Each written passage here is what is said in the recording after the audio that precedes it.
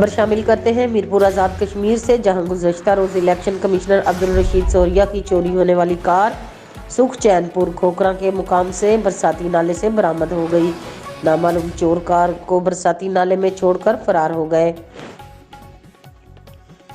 Chief election commissioner Azad Kashmir Abdul Rashid سوریہ کی گزشتہ روز نامعلوم چور کار چوری کر کے فرار ہو گئے، جس پر S S P Mirpur Kamran Ali کی سربراہی ٹیکنیکل ٹیم نے بھرپور محنت سے چوری ہونے والی کار کو سکھ چین پور کھوکھرا کے برساتی نالے سے برآمد کر لیا۔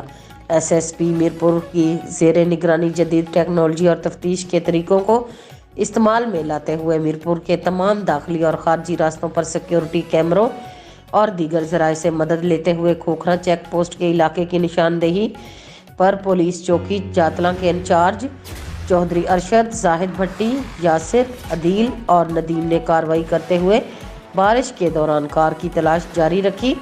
سخت ناکہ بندی کے باعث چور کار کو برساتی نالے میں چھوڑ کر فرار ہو گئے۔